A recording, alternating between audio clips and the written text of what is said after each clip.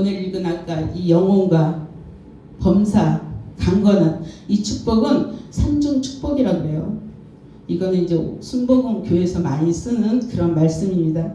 우리는 일단 이제 그리스도인이 되면 주님의 말씀을 먼저 사모하게 되죠. 물론 뭐 누구한테 끌려서 전도되어서 나오면은 더러는 그렇지 않을 수도 있습니다. 그러나 일단 교회에 나와서 예배를 드리다 보면은 설교를 듣다가 보면 이 말씀에 은혜가 먼저 찾아와요. 왜냐하면 하나님의 말씀은 살았고 운동력이 있어서 이 말씀이 글자로 읽는 것이 아니라 이게 영이 되어서 우리의 마음 가운데 박히기 때문입니다.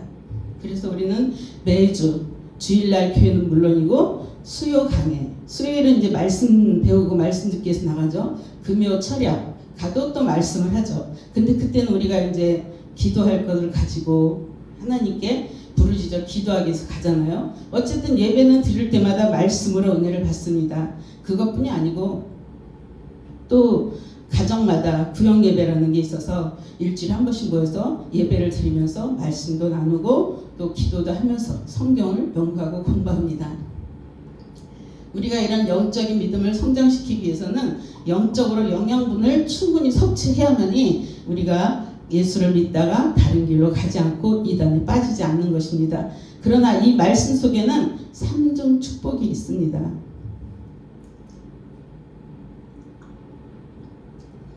이 삼중 축복의 비밀은 성경 속에 아주 잘 나타나 있습니다.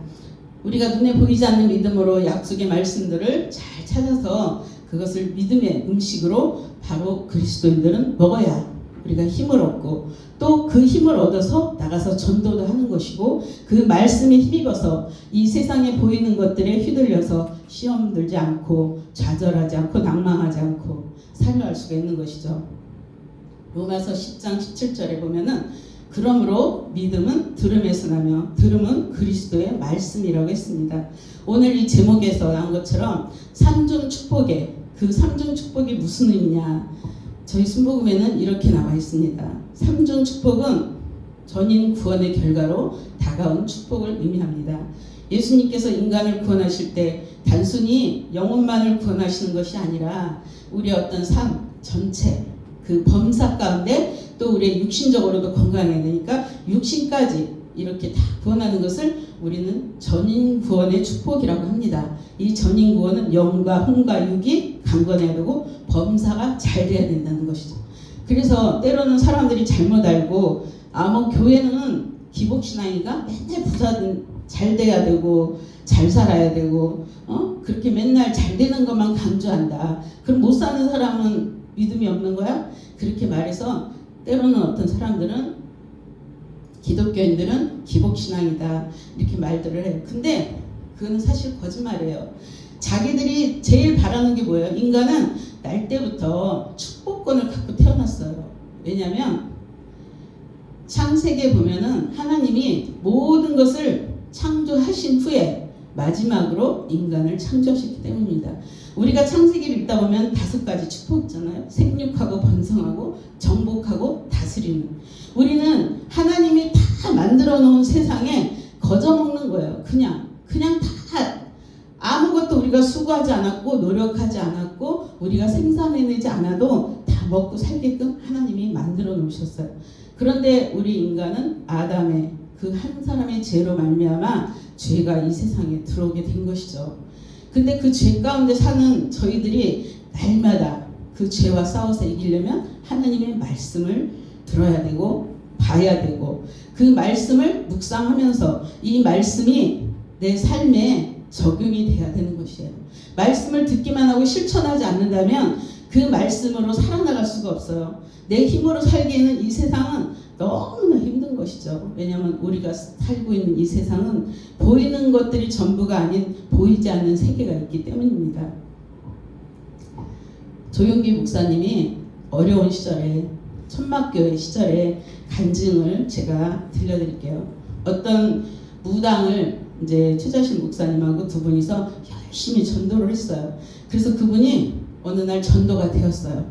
그 이분이 교회를 나와서 조용기 목사님 그 주옥 같은 말씀을 듣다 보니까 또 성경을 보라고 하면 그 성경이 정말로 말대로 되니까 이 할머니가 무당을 그만두고 그 무당 그 했던 모든 직기를 다 불태워버렸어요. 그러니까는 난 이제 저런 거 필요 없다. 난 이제 예수만 믿겠다. 이렇게 교회를 딱 나왔는데 조용기 목사님이 너무 그분이 기특해서 성경을 사드릴 거예요. 그래서 성경을 날마다 읽으셔야 됩니다. 성경을 읽어야 그동안에 모셨던 신들한테 공격을 받지 않습니다. 그래서 성경을 하루에 얼마씩 읽으라고 이렇게 말씀을 드리고 전해줬는데 어느 날 이 무당 할머니가 그 책을 도로 갖고 온 거예요. 가져서 에이 나 이 책 도저히 읽을 수가 없다. 아니 왜 그러시는데요? 그랬더니 아니 무슨 성경에 맨 잔소리만 들어놓고 도저히 잔소리가 너무 많아서 다 하는 건데 잔소리 너무 많다. 나 이 잔소리 읽기도 싫고 듣기도 싫다. 나 이거 못 읽겠어. 이렇게 하면서 성경을 탁 던져버리고 갔어요. 그러니까 이 할머니는 그 책을 하나님의 말씀이라고 들은 게 아니라 뭐 이렇게 잔소리가 많냐. 부모가 자식한테 잘 되라고 하는 것을 자식들은 왜 맨날 같은 소리를 반복해서 하는 게 듣기 싫어 죽겠어. 이렇게 하듯이 이 할머니도 그 성경 말씀에서 이렇게 살아라, 이렇게 해라, 저렇게 해라, 계명을 지켜라, 내 말대로 살아가는 게 부모가 자식한테 하는 잔소리처럼 들리니까 듣기가 싫은 거예요. 읽기도 싫고. 그래서 이 할머니가 그 성경을 던져놓고 갔답니다. 물론 뭐 예수를 잘 믿고 계셨죠. 그래도 이렇게 우리가 하루라도 영적인 말씀을 듣지 않으면 이 할머니처럼 모든 것이 잔소리로 들리고 듣기가 싫어지는 거예요. 근데 우리가 영적으로 그 상태로 있으면 안 되잖아요. 성장을 해야 되잖아요. 살기 위해서 우리가 밥을 먹듯이 영적으로도 성장을 하기 위해서는 매일 성경을 읽어야 되고 성경을 읽어야 하나님을 알 수가 있는 것이고 하나님을 알아야 하나님께 기도를 할 수가 있는 것이죠. 그래서 우리는 삼중 축복의 근거는 성경적 근거라는 것입니다. 신약 성경의 전반에 두루 이렇게 나타나고 있습니다. 사복음서에 보면은 예수님의 메시지는 사역 현실 그 생활이 매우 밀접하게 연관되어 있다는 거죠. 예수님께서 실제로는 죄인을 용서하시고 그 자리에서 위로를 해주시고 구원을 시켜주시는 거예요. 요한복음 8장 1절에서 11절까지 말씀 보면은 간음에서 현장에서 붙잡혀온 여인이 있었어요. 그 여인은 빼도 박도 못하죠. 바로 현장에서 잡혔으니까. 근데 그 여인을 잡아갖고 왔는데 지금도 이해가 되지 않는데 왜 간음을 혼자 하는 게 아닌데 왜 여자만 잡았지? 그 남자도 같이 잡아서 정죄를 해야 되는데 그때나 지금이나 남자들을 더 우선으로 하는 게 있는 것 같아요. 어쨌든 이 여자는 잡혀갔어요. 그래서 간음에서 현장에서 잡혔기 때문에 아무 소리 못하고 엎드려 있는데 예수님께서 뭐라 그러셨어요? 유대인 그 다른 사람들이 이 여인을 잡아온 데 이유가 있었어요.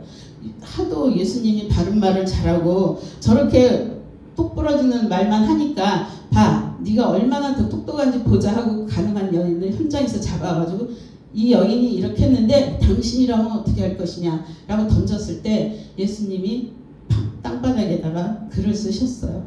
쓰시고 나서 예수님께서 그러셨죠. 그 둘러서 있는 사람들한테 누구든지 너희 중에 죄가 없는 사람이 먼저 이 여인을 돌로 쳐라. 그러니까 어떻게 했어요? 다 서로 눈치 보면서 못 던지고 갔어요.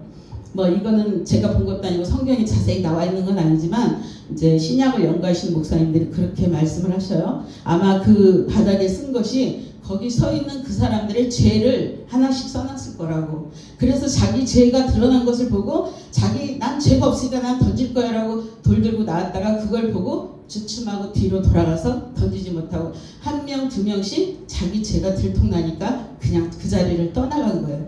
그러고 나서 예수님께서 그 여인에게 뭐라 했어요? 일어나라. 나도 너를 용서한다. 일어나서 다시는 이와 같은 죄를 짓지 말아라. 용서를 해주신 거죠. 그리고 그 여자를 구원시켜 주신 거예요. 다시는 죄를 짓지 말라고 했잖아요. 그 여자가 그것을 알고 그 자리를 벗어났어요. 예수님께서는 이렇게 우리 현실 살아가는 현실 속에서도 분명히 죄에서 어떻게 속량받는지를 실제 몸으로 행하신 것이죠. 마태복음 9장 1절에 8절에 보면은 병자들을 고쳐주시고 또 그 중풍병자에게 안심하라. 내 죄사함을 받았느니라. 이것이 바로 우리가 영혼육의 전인구원인 거예요. 육신의 병도 치료하고 너희 죄도, 네 영혼의 죄도 사함을 받았다. 그러니까 이제는 너는 일어나서 거하라. 이렇게 죄사함까지 다 하신 거예요. 마가복음 6장 31절에 44절에 보면은 우리의 육신의 것도 예수님은 해결해 주셔요. 어떤 걸? 오병이의 기적. 우리가 너무나 잘 알고 있죠? 5,000명을 먹이고도 남. 그 5,000명이 뭐예요? 여자 아이는 들어가지 않는, 어른 장정들만 들어가 있는 5,000명의 그 사람들을 떡 5개와 물고기 2마리로 그 5,000명을 먹이고도 남았다는 거죠. 이렇게 우리 육신의 그런 배고픔도 해결해 주시고, 또 요한복음 11장 43절에 보면은 이미 죽어서 냄새까지 나는 나사로를 무덤에서 어떻게 했어요? 그 동생들이 마리아와 마리다가 조금만 더 일찍 왔으면 이렇게 죽지 않았을 텐데 이미 죽어서 냄새까지 나는데 예수님 왜 이제 오셨냐고 원망을 했죠. 그럴 때 예수님 뭐라 그랬어요? 내가 살려주겠다라고 한 게 아니에요. 풀어놓아 다니게 하라. 풀어놓아 다니게 하라. 이건 뭐예요? 죄에서 해방되고 사망에서 생명으로 옮긴 거잖아요.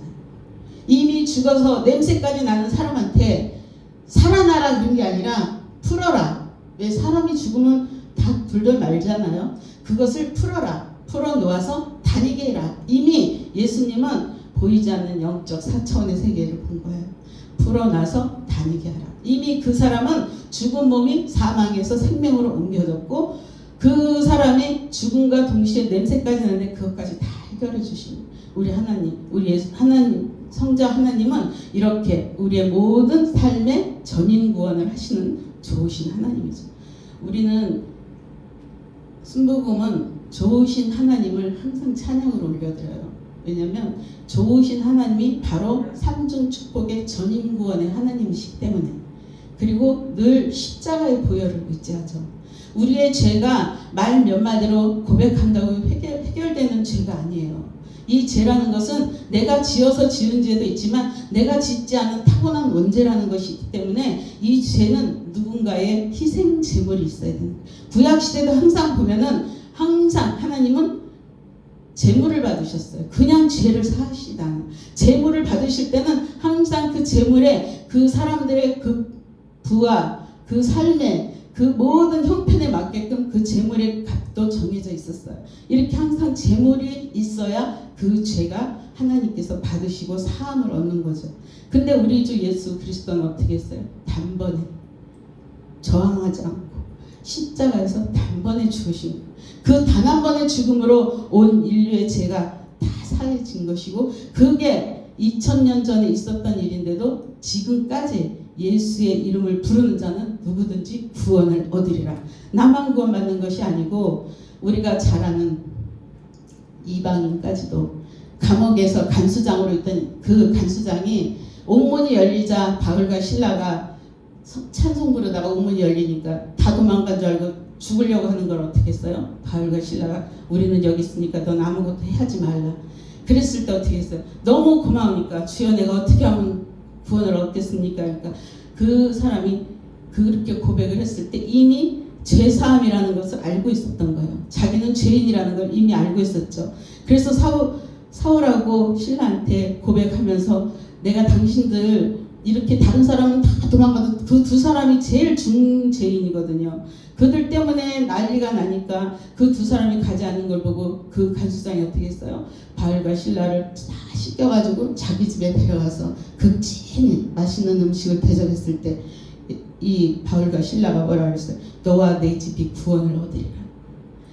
그 한 사람의 회심함으로 말미암아 그 가족 전체를 구원하시는 바로 이 모든 것을 말씀 한마디로 예수님의 그 배운 그 사울은 사실 솔직히 말하면 예수님이 세운 제자도 아니에요. 그냥 그가 어느 날 핍박자로 맨날 죽이겠다고 쫓아다니는 사람이 어느 날 갑자기 다메섹 선상에서 그 도상에서 눈이 멀고 아나니아라는 그 선지자한테 가서 그 안수받고 눈이 떠지자 자기의 이전 모든 그 부와 명예 명성을 다 배설물로 여기고 오직 하나님을 위해서 이방인을 위한 사도가 되었잖아요.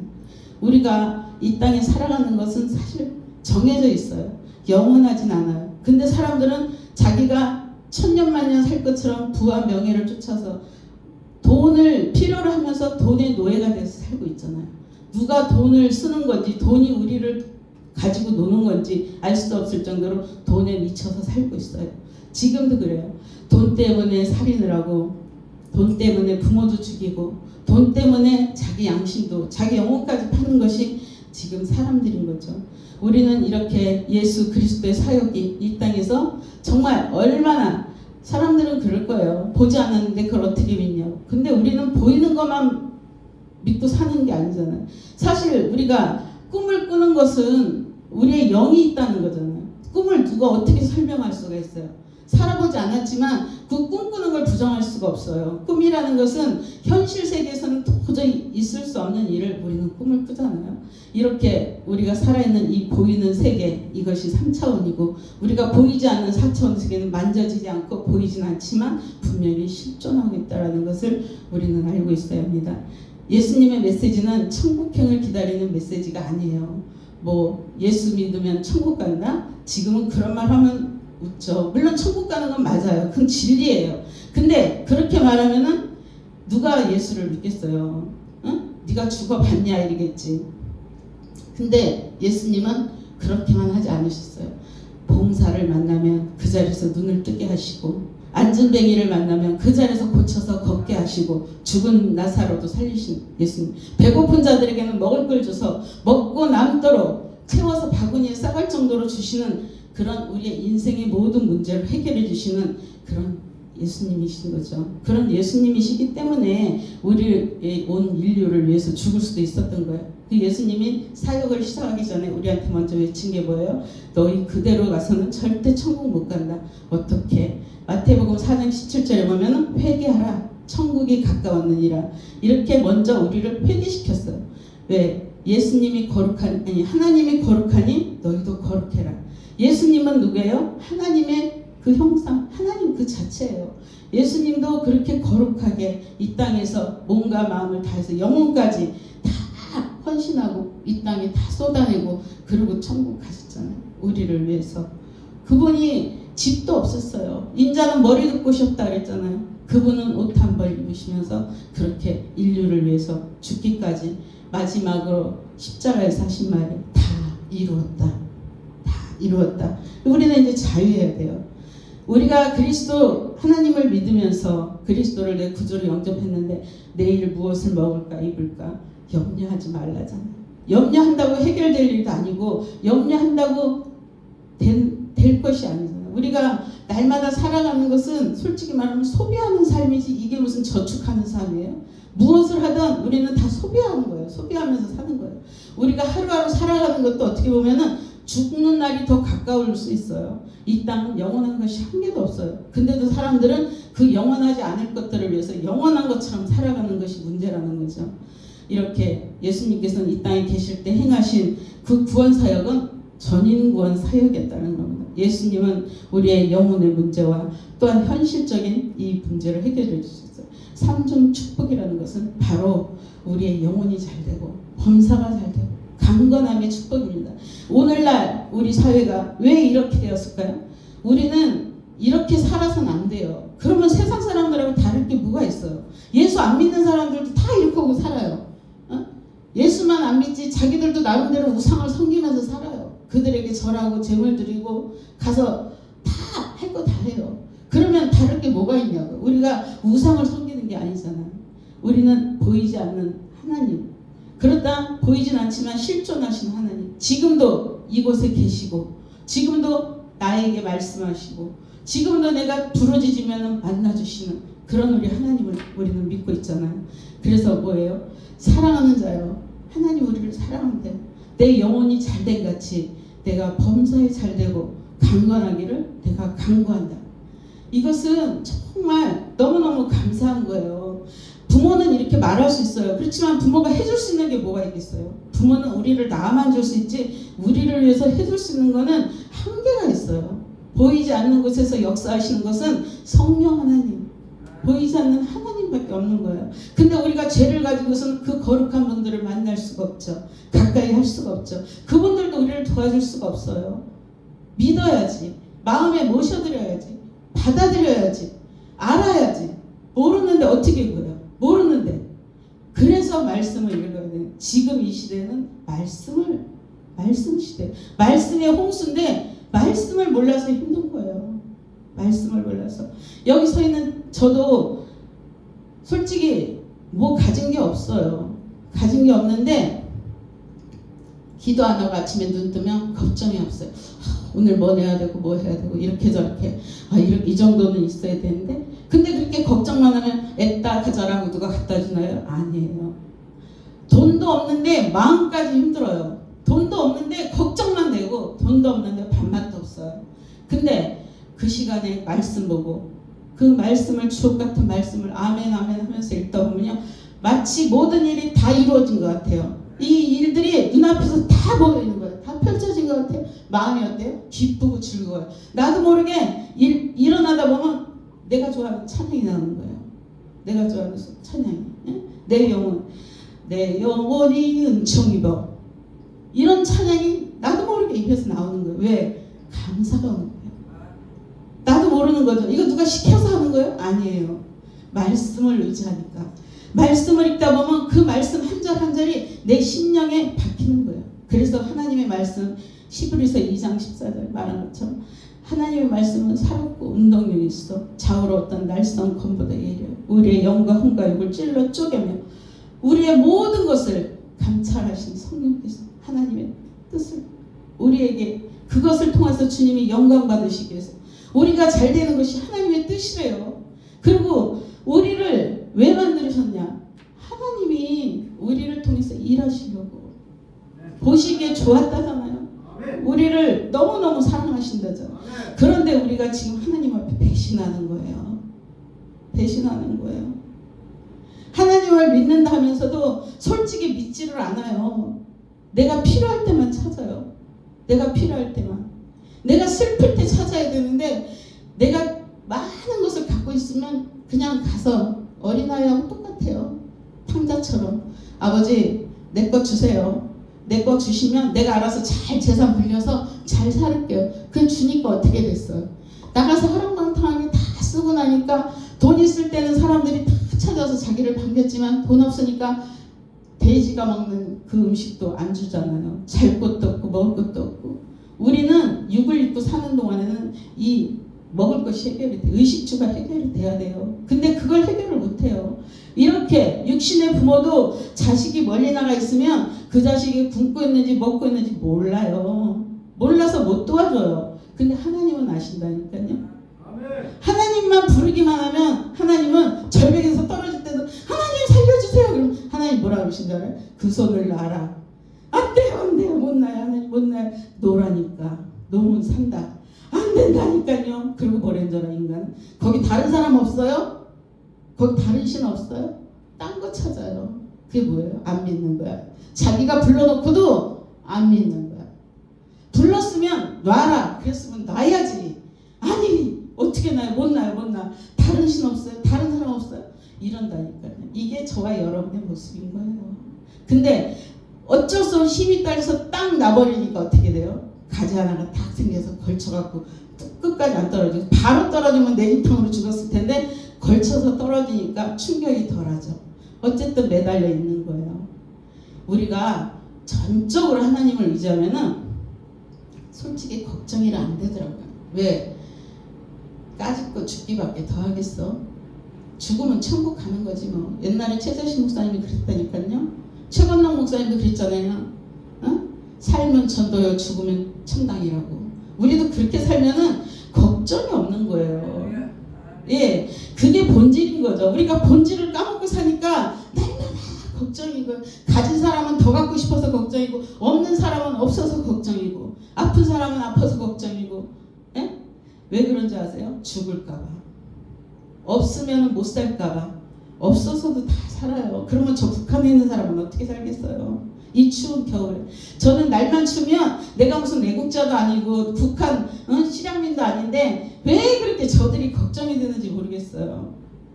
야, 이렇게 추운데 아파트에서 이 베란다만 나가도 이렇게 추운데 저 북한 땅은 어떨까? 거긴 여보다 더 추울 텐데 이런 마음이 생기는 거예요. 당장 내가 내일 아침에 떼거리가 없는데도 그런 마음이 생겨요. 뭘까요? 착해서? 아니에요. 예수님의 제자가 되면 그런 마음 생겨요. 누가 시켜서 하는 거 아니에요. 누가 시킨다고 해요? 아니에요. 어느 순간부터 이상하게 자식 걱정보다 그런 걱정들이 더 앞서더라고요. 지금도 그래요.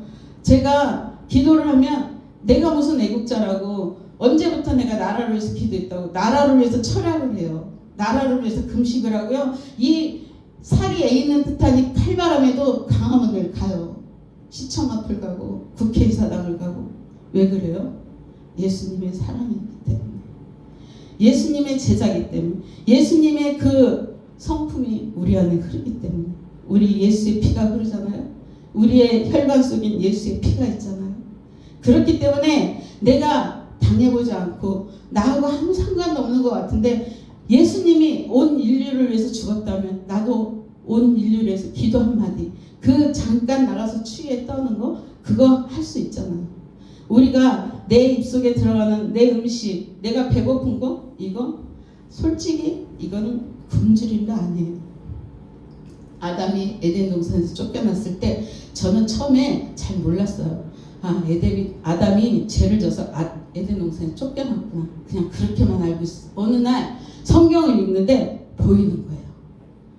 야, 아담이 쫓겨나니까 사망 권세가 들어왔네. 아담이 쫓겨나니까 육신의 고통이 들어왔네. 왜? 아담이 에덴에서 살 때는 절대 죽을 걱정 안 했거든요. 근데 에덴 동산에 쫓겨나니까 수명이 정해졌잖아요. 그리고 에덴 동산에서 쫓겨나니까 종신토로 피땀 흘려야 먹을 게 생기잖아요. 또 여자는 아이를 생산하는 잉태의 고통이 따르잖아요. 그리고 또 뭐가 있어요? 시기 질투, 분노, 살인, 이런 것 때문에 형제를 죽이게 되고 전쟁을 하게 되고, 이것이 우리가 이 영적인 것이 이제 눈에 보이지 않는 세계에서 일어나기 시작한 거예요. 그때부터 하나님이 이제 생명나무를 사람이 지키지 않게 하시고 천사가 지키게 하셨잖아요. 이제 사람을 못 믿는 거죠. 솔직히 뭐 믿을 수 있는 건 사람이 아니죠. 사람은 믿을 만한 존재도 못 되죠. 근데 우리가 삼중 축복에 대한 그 척도에서 읽으면 이렇게 영적으로 순종하게 되면 무엇이 잘못되어 있는가를 볼 수가 있게 되는 거예요. 범사가 잘못되고 건강도 상실되고 또 육신으로 중노동을 해야만이 우리 입에 풀칠을 하고 살 수 있다라는 이런 것을 알게 되는 거예요. 지금 우리가 살아가는 이 세상이 바로 죄의 결과인 거예요. 우리가 이 모든 것의 축복을 받으려면 어떻게 돼요? 이 원리를 알아야 돼요. 범사가 잘 되는 거, 영혼이 강건해져야 되고, 육신이 잘 돼야 되는 거. 이것이 다 잘 된 것이 바로 축복인 거예요. 이 세 가지 문제가 해결되지. 돈이 많으면 질병이 있고, 또 자식이 속을 썩이고, 다 가정마다 한두 가지씩 걱정은 다 있죠. 이것이 바로 저주인 거예요. 이 땅은 아무리 잘 살아도 아무것도 결과가 좋은 게 없어요. 둘째로, 우리는 환경적 저주에서 예수님의 그 십자가의 보혈로 우리가 청산되었다는 겁니다. 하나님께서는 범죄한 아담에게 내가 내 아내의 말을 듣고 내가 너더러 먹지 말라 한 나무 실과를 먹었은즉 너는 땅으로부터 인하여 저주를 받고 너는 종신토록 수고하여야 그 손산을 먹을 것이다. 창세기 3장 17절에 분명히 말씀했어요. 이게 뭐예요? 삼중 축복의 저주가 온 거죠. 삼중 축복. 이 쫓겨난 것만이 아니에요. 쫓겨난 것만, 죄를 지면 쫓겨나는구나, 행복이 뺏기는구나, 이게 아니라 육체의 고통, 범사의 고통, 영혼의 고통이 다 따라오는 거예요. 이래서 우리 인간은 저주를 받았다는 거예요. 근데 이것을 누가 청산해 줬어요? 예수님께서. 근데 예수님은 누구예요? 이미 예정하신 대로 오신 거예요. 메시아로, 구원자로. 그래서 어떻게 하면 우리가 이 땅에서 올바로 살아야 될 수 있을까? 이 땅의 길 안내, 우리가 차를 끌고 나가도 내비게이션이 있어야 헷갈리지 않고 자기 목적지를 갈 수 있듯이 우리 인생에도 내비게이션이 있어야 돼요. 그 내비게이션이 뭐예요? 성경이에요. 성경을 봐야 돼요. 성경을 보고 내 삶의 원리를 적용해보면 그 안내자, 우리가 하나님께로 갈 수 있는 그 통로에서 누구를 따라야 돼요? 예수 그리스도. 내가 길이요 진리요 생명이니 나로 말미암지 않고는 아버지께로 올 자가 없느니라. 근데 그 예수님이 우리가 구주로 영접을 해야 된다는 거죠. 나는 죄인이었지만 예수님이 내 죄값을 청산해서 나는 십자가의 보혈로 죄사함을 받았다. 이렇게 우리가 예수 그리스도를 그냥 예수님으로 믿는 것이 아니라 나의 죄를 감당하시고 죽으신 그런 예수님을 믿어야 되는데, 너희는 하나님께로부터 나서 그리스도 예수 안에 있고, 우리가 예수 안에 있으니까 예수는 하나님께로 나와서 우리에게 지혜와 외로움과 의로움과 거룩함과 구속함이 되셨습니다. 고린도전서 1장 30절에 말씀하고 있습니다. 셋째로, 아담이 영적으로 하나님을 의심하고 불순종하고 에덴 동산에서 쫓겨날 때 에덴 동산의 모든 축복을 빼앗기고, 그 모든 축복이 말했잖아요. 영혼과 범사, 상속, 그 모든 육신의 고통까지. 그리고 예수님 뭐라 그랬어요? 하나님 뭐라 그랬어요? 너는 흙이니 흙으로 돌아갈지라. 이렇게 하나님의 명령을 받고 쫓겨난 거예요. 이 명령은 아담에게 질병과 죽음을 피할 수 없는 그런 언약을 우리한테 베푸신 거예요. 죄의 결과는 이렇다는 것입니다. 죽음에 이르기 전 죽음을 재촉하는 질병에 걸려서 육체도 파괴당하죠. 아무 병도 안 걸리고 죽으면 그것도 복이에요. 근데 사람이 몇 프로가 그렇게 죽겠어요? 다 생로병사 죽고 나서 병들고 죽잖아요. 병 안 들고 죽는 게 얼마나 되겠어요? 그렇게 예수님께서 우리의 죄를 위해서 아무 흠도 점도 없으신 분이 육체적으로밖에 우리의 죄를 갚을 수가 없어요. 신으로서는 우리의 죄를 속량할 수 없으니까 예수님도 친히 육신을 입고 이 땅에 오셔서 우리의 죄 때문에 돌아가신 것입니다. 예수님을 믿는 성도들은 그리스도의 십자가의 보혈을 날마다 의지하고 날마다 예수의 피로 우리를 씻고 우리의 몸에 뿌리고 바르고 덮어서 죄사함을 받고 사망에서 해방되어야 된다는 것이죠. 죄에 묶이면 돈이 아무리 많아도 마음이 편치가 않아요. 이 죄성은 마음에서부터 와요. 마음에서 죄를 짓고 마음에서 생각으로 하고 생각에서 행동으로 가는 거예요. 이 죄를 우리는 누군가의 죄값으로 치러졌다는 게 너무 감사한 거죠. 누가 나를 위해서 죽어주겠어요? 저희 어머니가 죽겠어요? 저희 아버지가 죽겠어요? 아무도 죽을 수. 저도 제 자식을 위해서 네 자식을 위해서 너 지옥 갈래? 아니요. 안 간다고 그럴걸요? 누가 그걸 하겠어요? 못 가요.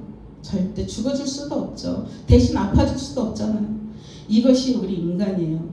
육체에 속해 있는 나는 죽음을 피해갈 수가 없고 또 환경을 떠나서 살 수가 없어요. 이 모든 것을 지니고 살아야 될 저희는 예수 그리스도밖에 길이 없어요. 예수님을 믿고 예수님 안에서 죄사함 받고 예수의 피로 우리 죄를 씻고 예수님을 의지하고 하나님 나라에 가는 것입니다.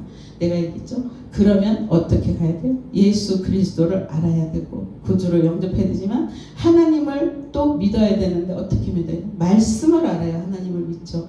왜 인간이 죄를 지었는지, 왜 인간이 이렇게 고통을 받는지, 그러므로 우리는 말씀을 날마다 상고하고 그 말씀에 내 삶을 적용해서 내 영혼이 잘 될 수 있도록 그 영혼을 날마다 예수의 피로 씻고 우리가 범사가 잘 될 수 있는 것을 날마다 기도하며 묵상하며 강건하게 살아야 된다. 창세기에는 축복의 말씀이 너무나 많아요. 저는 어느 순간부터 이사야서 60장이 너무 좋아요. 너무 좋아. 우리를 그렇게 축복하시잖아요.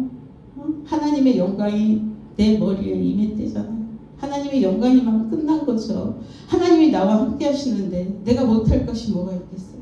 신명기 28장에 말씀하시잖아요.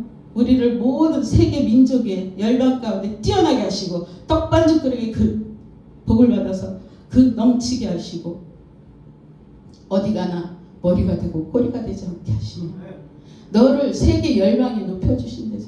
언제? 하나님을 말씀을 믿고 따르고 행할 때 자손 대대로 천대까지 복을 주시는 우리 하나님, 그런 하나님을 믿어야 되지 않겠어요?